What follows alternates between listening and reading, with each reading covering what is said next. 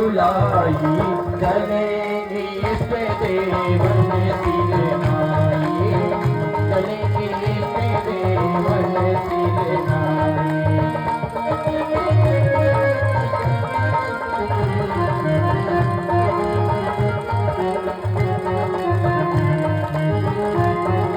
हम पिता की तक शिव धरु धरही, उठे न कोटि नारी बल धरही, उठे न कोटि नारी बल।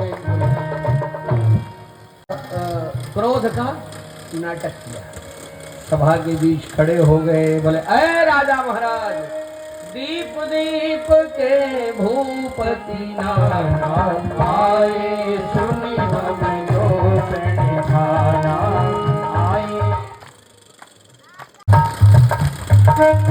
तज हुआस निज निज गृह जाऊं, लिखा न विधि वैसे विवाहु, लिखा न विधि वैसे विवाहु। श्री राम जय राम जय जय राम, श्री राम जय राम जय जय राम। बोलो हनुमान जी महाराज की। जनक जी बोले आप लोग मेरे प्रण सुन के आए, धन्यवाद, पर सुनिए, लगता है ब्रह्मा ने मेरी पुत्री का विवाह लिखा देंगे। आप सभी राजा महाराज अपने अपने घर जाइए, पर एक बात याद रखना, अब जनी को माखे भट मानी, वीर विहीन मही में जानी। हमको ये विश्वास हो रहा है कि ये पृथ्वी लगता है वीरों से शून्य हो। कोई योद्धा होता तो मेरे प्रण पूरा करता, और ऐसा कह करके ना, और लक्ष्मण जी की तरफ जनक जी ने देखा कि देखे कुछ असर हो रहा है कि नहीं हो रहा है। तो देखा तो लक्ष्मण की आंखें लाल, भौएं चढ़ गई, तो जनक जी समझ गए दवा काम कर रही है। अपने घर जाइए, लेकिन कोई अपने को बलवान मत कहना। सब शांत हो गए, पर लक्ष्मण जी से नहीं रहा गया, खड़े हो गए सामने, हाथ जोड़ के भगवान को बोले प्रभु क्षमा करना, आपकी आज्ञा के बिना बोलने जा रहा हूं। कही जनक जस अनुचित वाणी, विद्यमान रघुकुल मणि जानी। रघुवंशिन मह जह कोई होई, तेहि समाज अस कहे न कोई। जनक को ऐसे अनुचित शब्द नहीं बोलना चाहिए। रघुवंशी एक बालक जहां बैठा हो, ऐसे कोई नहीं बोल सकता है। मेरे गुरुदेव बैठे, मेरे राम भैया बैठे, मैं बैठा, कैसे कह दिया कोई योद्धा नहीं है, वीर नहीं है। मेरे राम भैया की आज्ञा मिल जाए, जो रावुर अनुशासन पावो, कंदु कयो ब्रह्मांड उठाओ। अरे ये धनुष क्या, पूरे ब्रह्मांड को गेंद जैसे उठा दूं, और कच्चे घड़े जैसे पटक कर फोड़ सकता हूं। जो जन शत प्राण ले धावो, कंदु कयो ब्रह्मांड उठा। और ये धनुष, इसको तो मैं सुरमा बना सकता हूं एक सेकंड में। महेंद्र सुमेरगिर पर्वत को तोड़ना मेरे लिए बड़ी बात नहीं है, चूर्ण चूर्ण कर दूं। राम जी ने धीरे से कहा, लक्ष्मण जिसको डांट रहे हो, थोड़ी देर में होने वाले मेरे ससुर जी हैं, थोड़ा रिश्ते का ख्याल रखो। लक्ष्मण जी बोले तो ससुर जी को तो शमशान का बवाल लग गई है, कैसे कर दिया, कोई वीर नहीं है, बलवान नहीं है। राम जी ने कहा, लक्ष्मण धनुष तोड़ सकते हो, धरती फोड़ सकते हो। अरे लखन बोले आपकी आज्ञा की देर है, अभी में। राम जी बोले हो बहुत बलवान हो भैया, धरती तो फोड़ दो, धनुष तोड़ दो, पहाड़ तोड़ दो। तो लक्ष्मण जी को लगा वो बर बोल गया क्या। तो लक्ष्मण जी बोले हाँ, धनुष तोड़ दो, धरती फोड़ दो, सब कर सकता हूं, लेकिन अपने बल पर थोड़े बोल रहा हूं। तो तोड़हूं छत्र कदंड जिमि, तो प्रताप बलनाथ। प्रभु सब कर सकता हूँ, लेकिन ये सब आपके बल पर बोल रहा हूँ, अपने बल पर थोड़े बोल रहा हूँ। राम जी बोले तब बोलते जाओ, टेंशन मत लो। देखो तो लखन को इशारा किया, बड़ा भैया बैठा है तो उछल कूद रहे हो, आ जाओ। और लखन को बैठा लिया और श्री राम के सिर पर हाथ रख दिया। विश्वामित्र समय शुभ जानी, बोले अति स्नेह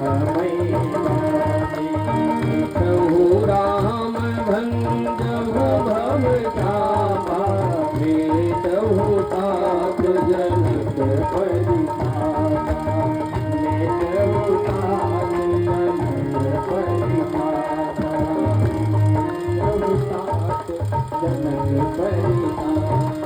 श्री राम जय राम जय जय राम, जय राम जय राम जय जय राम, जय राम जय राम जय जय राम, श्री राम जय राम जय जय राम, श्री राम जय राम जय राम।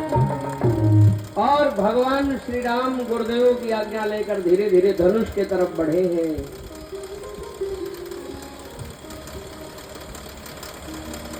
ठाढ़े भये उठ सहज सुहाए, तवनि जुआ मृगराज न जाए, सहज ही चले सकल जग स्वामी, महामत्वर कुंजर गामी।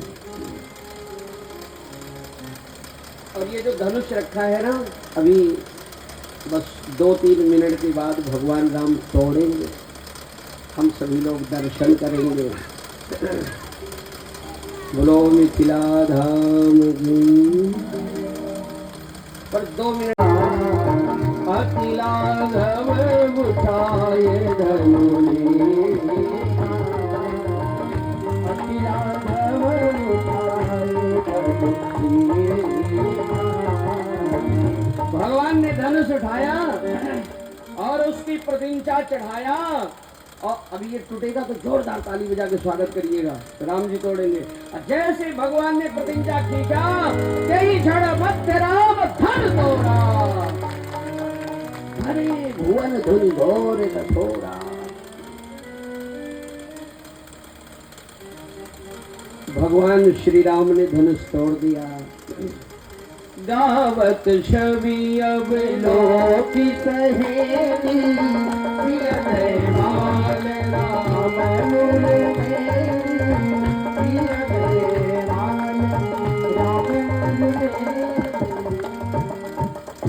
राम जी ने धनुष तोड़ दिया। सुनैना जी ने कहा बेटी राम जी को माला पहना दे। बोला था लक्ष्मण ऐसा बोला कि धरती हिल गई थी, नहीं बोलेंगे आप। विश्वामित्र जी की तरफ देखा, गुरु जी आप। विश्वामित्र जी बोले अभी माला चल रही है। विश्वामित्र जी नहीं बोले तो सीता जी ने लखन की तरफ देखा।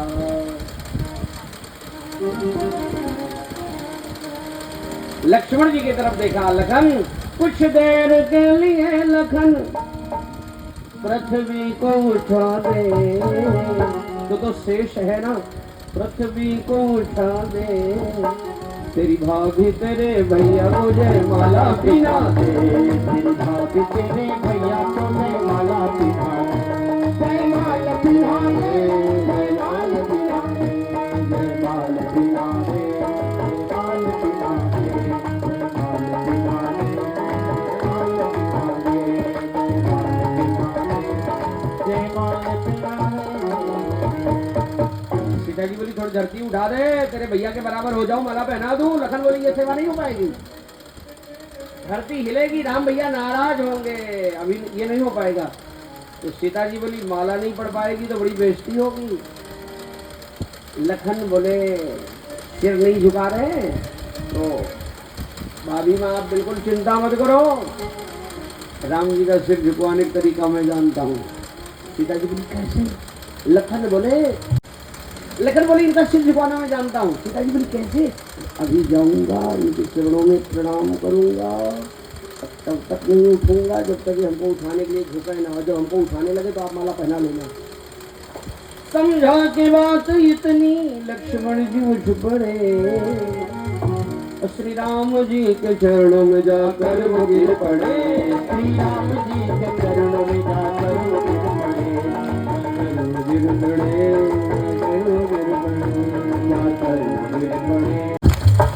और लक्ष्मण जी जब चरणों में प्रणाम किए, पड़े तो पड़े। राम जी चारों तरफ देख रहे थे, सोच रहे थे ये उठ क्यों नहीं रहा है। धीरे बोले लखन उठाओ, बोले नहीं उठेंगे। बोले बात क्या है, बोले नहीं बताएंगे। राम जी ने सोचा अंतर्यामी है ना, तो लक्ष्मण सीता दोनों के हृदय में गए और राम जी समझ गए देवर भाभी में सांठगांठ हो गई, हमको झुकाने के लिए। कोई बात नहीं, मेरा भाई है, मेरा भक्त है, बड़ी सेवा करता है। और भक्त और भगवान की प्रतिज्ञा टकराती है तो भगवान अपने भक्त को जिता देते हैं, खुद हार जाते हैं। प्रबल प्रेम के बाले बढ़कर प्रभु को नियम बदलते देखा, अपना मान टले टल जाए, भक्त का मान न टलते देखा।